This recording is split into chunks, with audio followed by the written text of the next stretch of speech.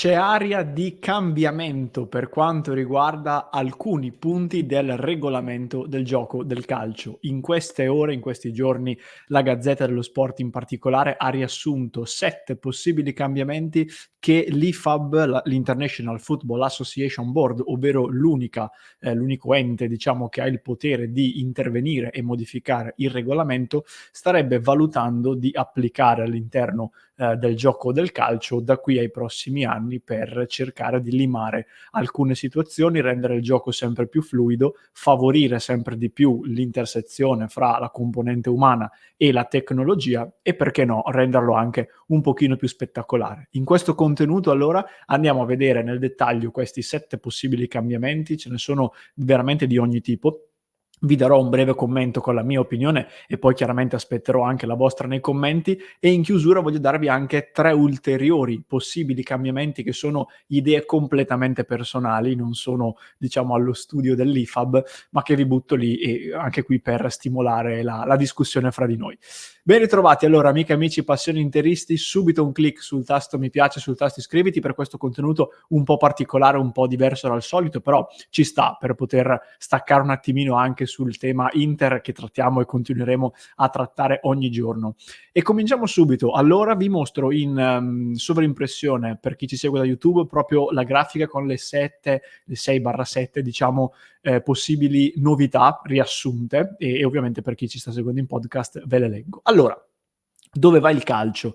Si domanda la Gazzetta dello Sport. Cominciamo dalla prima. Non so se seguirò proprio l'ordine con cui sono scritte sulla grafica, però comunque le cito tutte, quindi parleremo di tutte. Allora, la prima è il cosiddetto cartellino arancione, ovvero l'espulsione a tempo. L'ipotesi è quella di aggiungere all'attuale cartellino giallo e cartellino rosso una sorta di cartellino di mezzo, tra virgolette, che obbligherebbe il giocatore che lo riceve ad uscire dal campo per un certo periodo di tempo, che attualmente viene quantificato in 10 minuti, anche se poi andrebbe capito se dovesse essere maggiore o minore di questo.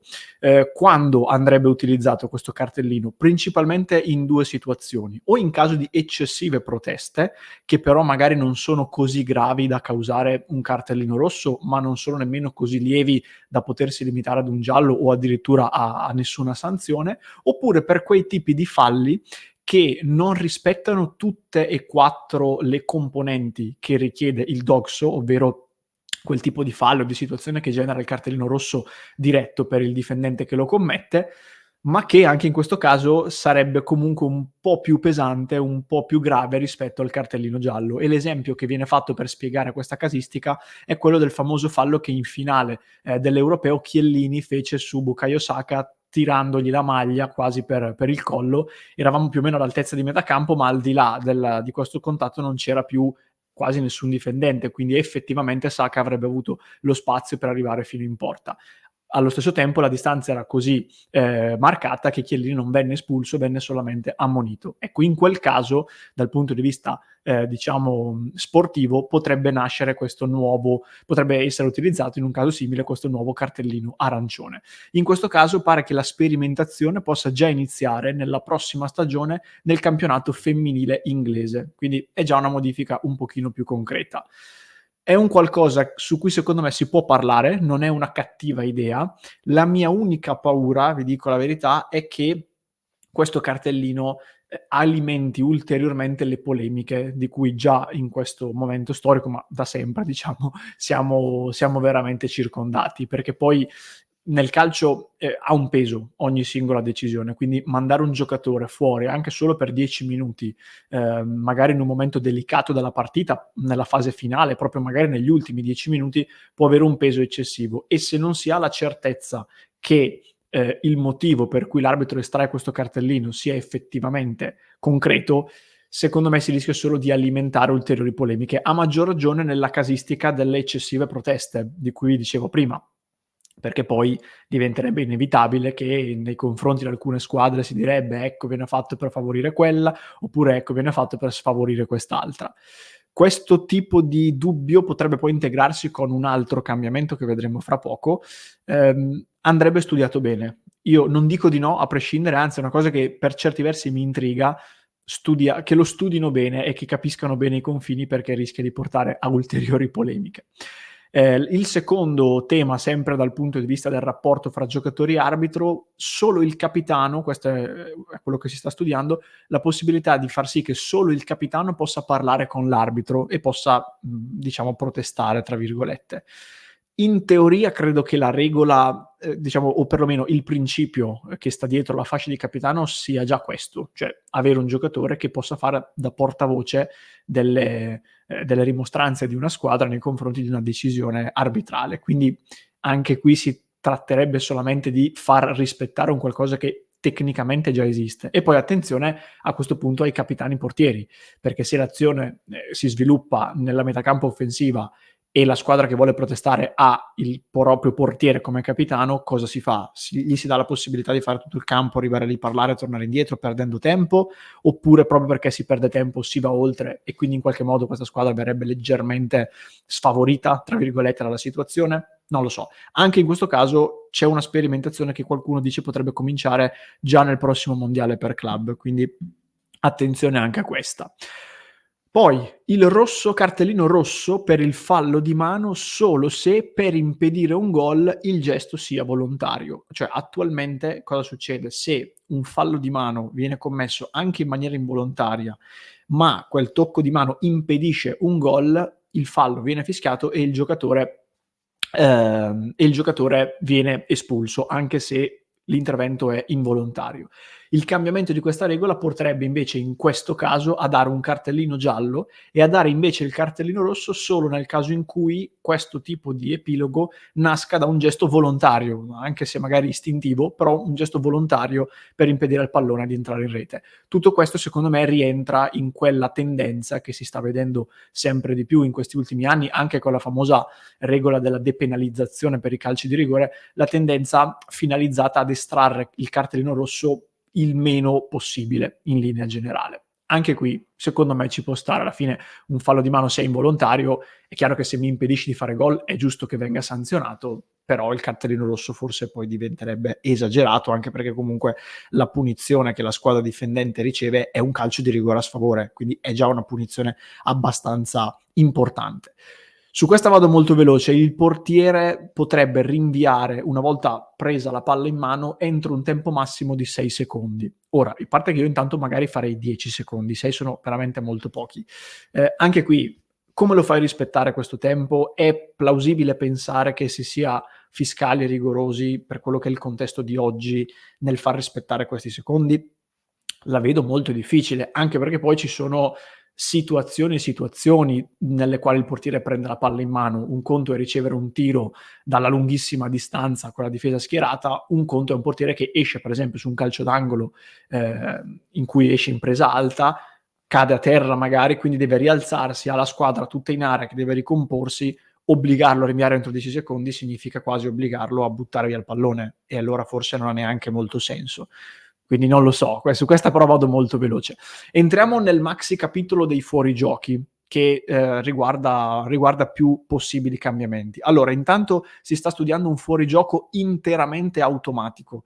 Attualmente in Italia e non in tutti i paesi, quindi l'Italia da questo punto di vista è piuttosto avanti, c'è il famoso fuorigioco semi-automatico, ovvero gli arbitri e in particolare i varisti hanno a disposizione una tecnologia che lo state forse vedendo anche se guardate Open VAR su DAZN, dove parlano delle bandierine e insomma si nota che il processo è comunque facilitato, una tecnologia che fa la gran parte del lavoro nell'evidenziare al varista se c'è una possibile situazione di fuorigioco, anche di che tipo, cioè se è un fuorigioco geografico su cui magari l'arbitro deve decidere rispetto al fatto che il giocatore in fuorigioco abbia un certo impatto sull'azione, se il fuorigioco invece sia, tra virgolette, classico, sia netto, meno netto o cose del genere. L'obiettivo sarebbe quello quindi di avere un fuorigioco interamente automatico, ovvero tramite un sistema di telecamere fornire in tempo reale all'arbitro e agli assistenti la segnalazione immediata rispetto al fatto che un giocatore fosse o meno in fuorigioco. Questo si unisce poi ad un altro possibile cambiamento, ovvero una sorta di notifica che la squadra arbitrale riceverebbe immediatamente nel caso in cui il fuorigioco in questione sia superiore ai 50 centimetri e quindi possa essere, diciamo, segnalabile in maniera un pochino più semplice rispetto ad uno che magari è di pochi centimetri. Questo servirebbe principalmente, direi, per velocizzare il gioco e quindi evitare di far finire l'azione come viene fatto oggi, e evitando di far finire l'azione si elimina anche il rischio di magari qualche infortunio che in quella fase in cui l'azione deve terminare per poi sbandierare il fuorigioco comunque può verificarsi. Quindi anche qui è un'ottimizzazione che non vedrei male. Invece la modifica che io personalmente so che è molto divisiva, io personalmente mi schiero con chi non vorrebbe che venisse applicata, è la regola della famosa luce fra i corpi per stabilire una posizione di fuorigioco. Ovvero, rispetto ad oggi in cui è sufficiente che una minima parte del corpo dell'attaccante sia al di là di quello del difendente, ad eccezione di quelle con le quali non si può fare gol, quindi le mani e le braccia, in questo caso si richiederebbe che tra il corpo dell'attaccante e il corpo del difendente ci sia della luce, quindi ci sia effettivamente uno spazio e quindi il fuorigioco, la posizione sia estremamente più avanzata, la posizione dell'attaccante rispetto a quella del difendente. Io non concordo sul fatto che questo risolverebbe il problema dei famosi fuorigioco di mezza spalla, di un tacchetto, perché semplicemente nel momento in cui tu metti una linea di confine, in base a dove la sposti ci sarà comunque una frazione leggermente più in là e una frazione leggermente più in qua. Ad oggi c'è il fuorigioco di tacchetto, con un tacchetto alla scarpa che è di là. Se tu inserisci la luce ci sarebbe il non fuorigioco di un tacchetto, cioè un giocatore interamente di là rispetto al difendente con un tacchetto che però è di qua, e allora non c'è la luce, il fuorigioco non c'è, il gol è regolare. Secondo me le polemiche sarebbero le stesse, con la differenza che secondo me il vantaggio per gli attaccanti diventerebbe eccessivo, perché sono d'accordo con chi dice se io ho mezza spalla davanti non ho un grande vantaggio. Io dico anche se comincio ad avere mezzo corpo, mezza figura in avanti, in proiezione, comincia già a essere un buon vantaggio. In questo caso la figura non solo sarebbe intera, ma sarebbe intera più qualche centimetro, qualche millimetro. Secondo me diventa esagerato, diventa troppo complicato poi per i difensori e io francamente rimarrei sulla regola che c'è oggi con tutti i limiti che ha, ma ripeto, limiti che ci sarebbero a prescindere secondo me, anche se sposti la linea di confine. L'ultima modifica qui, secondo me è più da guardare anche nell'ottica dell'intrattenimento, è l'installazione di una bodycam sul corpo dell'arbitro.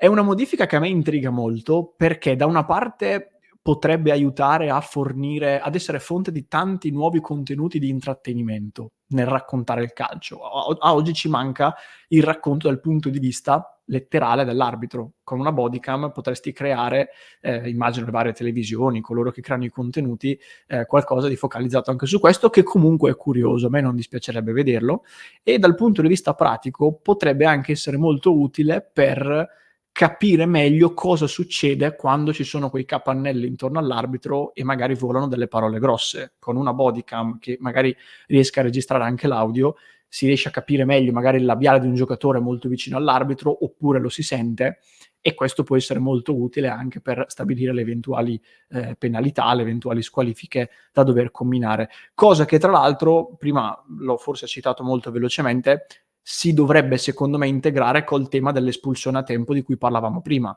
Se l'espulsione a tempo per eccessiva protesta può essere provata, tra virgolette, anche se a posteriori, con la registrazione della bodycam che ti dimostra guarda che lui mi ha mandato affa, mi ha detto così, secondo me renderebbe un po' tutti più tranquilli. Se si rimane nell'ignoto, nel tipo di protesta che solo l'arbitro ha sentito, col giocatore che poi dice no ma in realtà io non ho detto niente, diamo il via alle polemiche ancor più di quelle che già ci sono, ecco. Quindi secondo me questo si potrebbe integrare anche col tema che dicevamo prima, ed è un qualcosa che a me non dispiacerebbe.